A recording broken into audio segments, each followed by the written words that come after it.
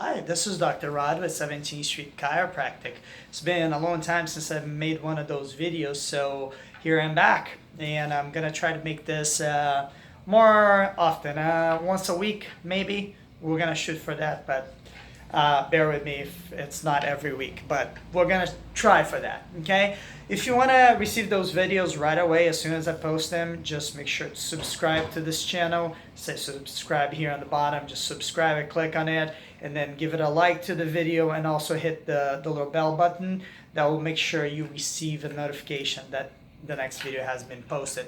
So because it has been a long time since I posted something, I thought I would go back to the basics. I realized throughout the years that a lot of my patients don't really understand the spine and the anatomy and everything that goes on with it. So I'd like to talk a little bit about the spine, go over what's going on here and what actually happens to your body when we do an adjustment. So at first, let's talk a little bit about the spine itself.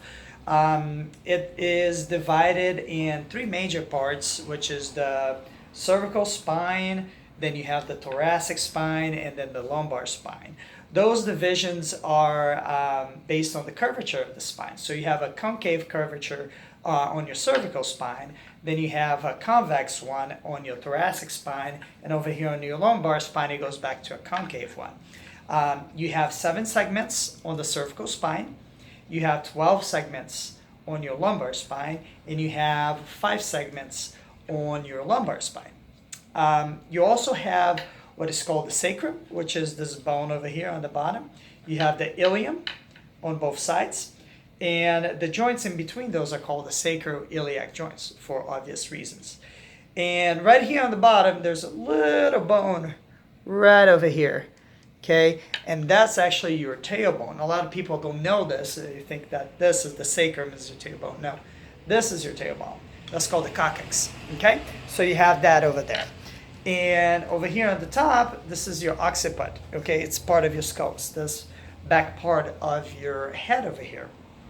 And in between each vertebra, as you can see over here, those little brown spots over there, those are your discs, okay? They are there to make sure your spine can move from side to side, front and back, and also to give us some cushion, okay, when you're walking around, so your bones are not banging against each other. They give you some support, so yeah, your bones don't squeeze together, okay? In between each vertebra, you have holes over here, as you can see. Those are called intervertebral foramen, okay? And those little guys over here are your nerves that are coming out of your spine, okay? As you can see, you have quite a bit, okay?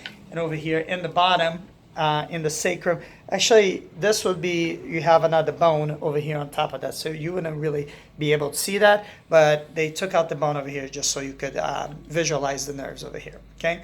This is actually called the cauda equina in this area over here. Is this collection of nerves over here, okay? You can't see the sciatica. A lot of people ask me about sciatica. You can't see the sciatica here. Sciatica is actually a combination of several of those lumbar and sacral nerves that become together in a large cord that goes through your pelvis down your leg and the back. So that would be the sciatic nerve, which is actually a collection of all of those root nerves over here that make one big cord that goes down your leg. And so over here on the back, as you can see, you see those. Those are there just for your muscle attachments. You have some on the side, on the back over here. Those are where all your muscles attach and lets you make motions of your spine. Okay, and your spine also has joints on the sides. Don't know if you can see it over here, but all of those in between there, those are the little joints under your spine. And whenever you hear a cracking noise on your spine, that's what is cracking. Those little joints right over there. Okay.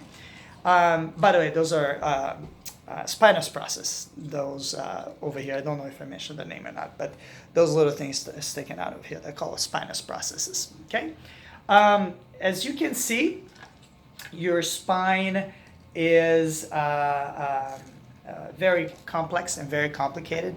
It's not a simple structure, it has a lot going on. And one thing I like to point out is if you look right over here, you're gonna see a red cord going in here.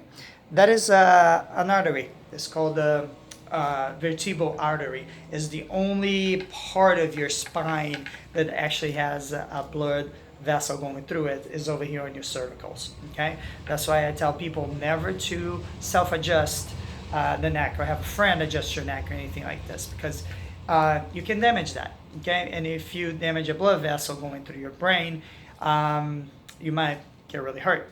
Okay, so leave for the professionals to do it. There's a specific way, a correct way of doing it that will not cause any damage to that blood vessel right there. Super important. So stay away from your neck, especially your whole spine. Don't try to adjust it or anything, but especially your neck, stay away from it.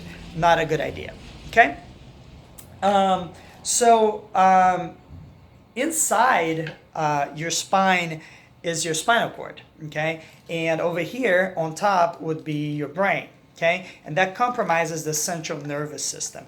And the central nervous system is really the most important organ in your body. It controls everything in your body. All actions that you do, all muscle movements, all organs, functions are controlled by your central nervous system, okay?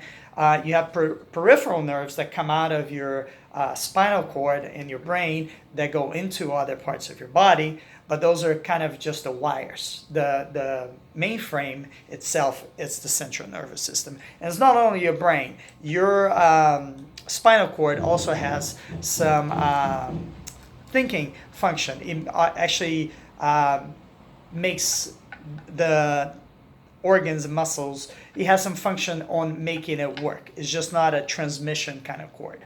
So that's it. So this is the only organ in your body that is really encompassed by bone. So you see how important it is. It's completely encompassed by bone. You can't see here, but you know your brain is also encompassed by your skull, and so is your spinal cord. So super, super, super, super important organ, right? As I said, it controls everything on your body.